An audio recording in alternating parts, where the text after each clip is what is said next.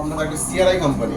আমি আগেই বলে দিচ্ছি, আমাদের ফিট পাম্প এবং হাই প্রেশার পাম্প দুটোই সিআরআই। আমরা হচ্ছে সিআরআই অথরাইজ ডিলার। যে ক্লায়েন্ট আপনার মানে রিপ্লেসমেন্ট পেয়েছে, ঠিক আছে, সেটা ক্লায়েন্টের মুখ থেকে ফিডব্যাকটা শুনুন। আমরা না হয়তো ফিডব্যাক ভুল দিতে পারি, ক্লায়েন্ট তো ফিডব্যাক ভুল দেবে না। যদি ক্লায়েন্টের কাছে আপনারা চলুন। একটা প্রবলেম ছিল মেমব্রেনে, তো মেমব্রেনে একটা প্রবলেম থাকাতে ওনার প্ল্যান ঠিকভাবে চলছিল না। তো তারপরে আমরা তৎক্ষণাৎ আমরা স্টেপ নিই, কোম্পানিতে জানাই, তো ইমিডিয়েট আমরা অ্যাকশন নিই, পেমেন্ট আমরা চেঞ্জ করে দিই। এখন ওনার প্ল্যান একদম ঠিকভাবে চলছে।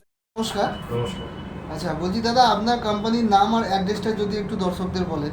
আমার নাম আবির মুখার্জি, আমার কোম্পানির নাম হচ্ছে হাইড্রো টেকনোলজিস, আর এটা হচ্ছে জাস্ট নবান্ন থেকে 900 মিটার দূরে শিবপুর অলকা সিনেমা হলের উল্টো দিকে আমার অফিস, বা শিবপুর থানাও বলতে পারেন। আচ্ছা, আপনারা যে এই কাজটা করেন, কি কি প্রোডাক্টের ওপর কাজটা করেন?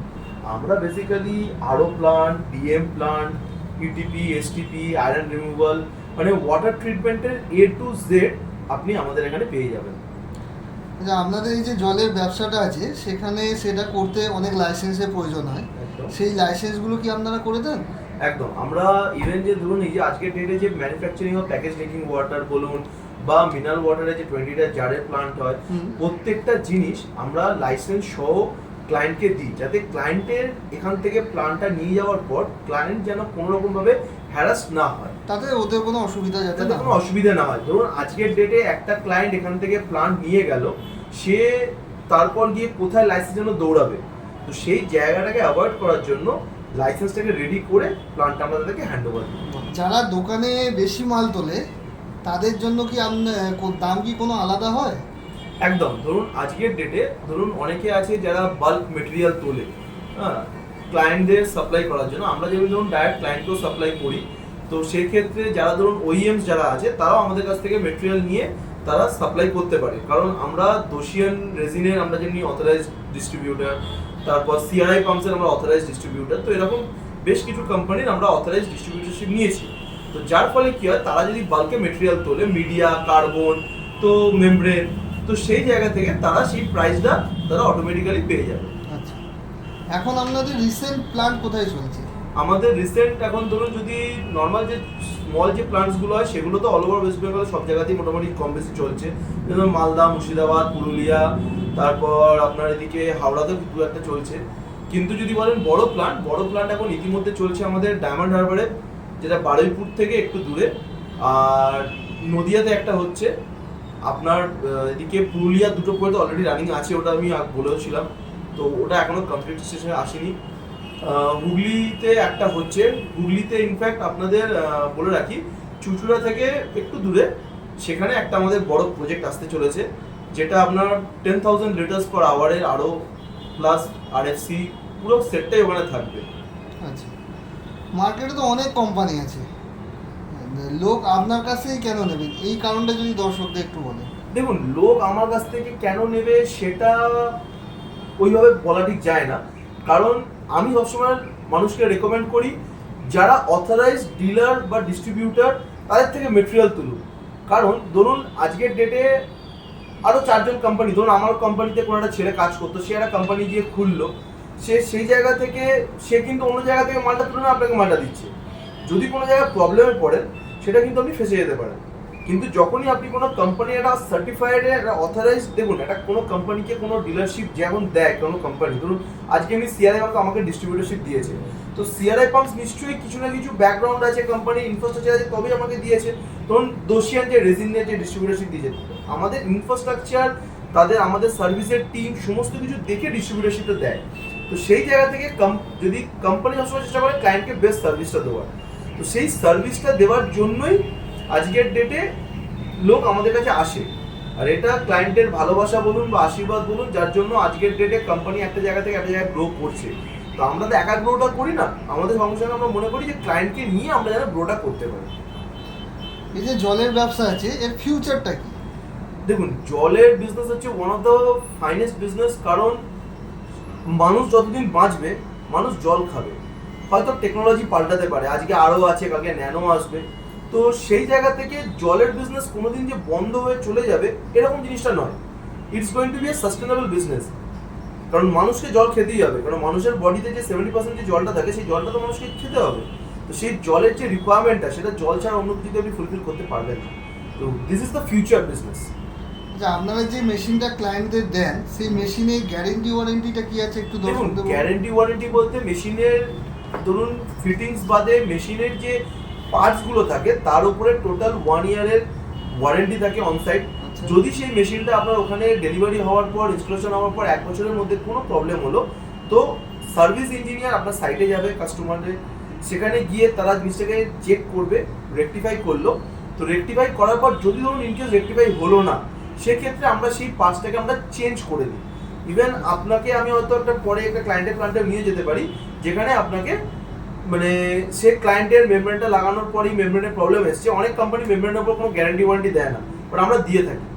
সে ক্লায়েন্ট সেই রিপ্লেসমেন্টটা পেয়েছে। তো এরকম বহু ক্লায়েন্ট আছে যাদের প্ল্যান্টস হয়তো দেখুন মেকানিক্যাল জিনিসের প্রবলেম আসবে, কিন্তু মেকানিক্যাল জিনিসের প্রবলেম আসছে মানে আমি ক্লায়েন্টের থেকে হাত তুলানো এই জিনিসটা আমরা করি না। তো ক্লায়েন্ট যাতে ভালো থাকে, দেখুন ক্লায়েন্ট ভালো থাকলে তবে আমরা বিজনেস করতে পারবো, একদম। না হলে আমরা বিজনেসে কোনোদিন এগোতে পারবো না। তার জন্য আমরা এই রিপ্লেসমেন্ট ওয়ারেন্টিটা আমরা দিয়ে রাখি।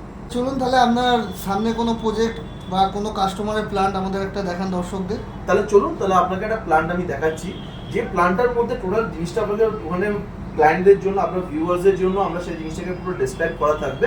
প্লাস ওই আপনাকে আমি এমনই একটা কাস্টমার ক্লায়েন্টের কাছে নিয়ে যাচ্ছি যে ক্লায়েন্ট আপনার মানে রিপ্লেসমেন্ট পেয়েছে, ঠিক আছে, সেটা ক্লায়েন্টের মুখ থেকে ফিডব্যাকটা শুনুন। আমরা না হয়তো ফিডব্যাক ভুল দিতে পারি, ক্লায়েন্ট তো ফিডব্যাক ভুল দেবে না, সেই ক্লায়েন্টের কাছে আপনারা চলুন। চলে এসেছি আজকে আমাদের একটা বসানোর প্ল্যানটা। তো আজকে আমি সেখান থেকে কাস্টমারের ফিডব্যাক এবং আমি পুরো জিনিসটা কীভাবে কী প্রসেস আছে পুরো জিনিসটা ভালো করে আছে ভিডিওর মধ্যে ভালো করে বুঝতে দেওয়ার চেষ্টা করি। দেখাই যদি ক্যামেরাটা একটু সামনে নিয়ে আসতে বলি, এটা হচ্ছে আপনাদের র ওয়াটার ট্যাঙ্ক, যেটা হচ্ছে বোরিংয়ে জলটা স্টোর হবে। এখানে মেন কাজ হচ্ছে এখানে বোরিংয়ে যে জলটা থাকবে সেখানে স্টোর হবে। তারপরে থাকবে আপনার ফিট পাম্প। ফিট পাম্প কী করবে কাজটা, যে র ওয়াটার জলটা আছে সেটাকে টানার চেষ্টা করবে ফিট পাম্প। ফিট পাম্পের থেকে জলটা চলে আসবে ফার্স্ট ভেসেলে।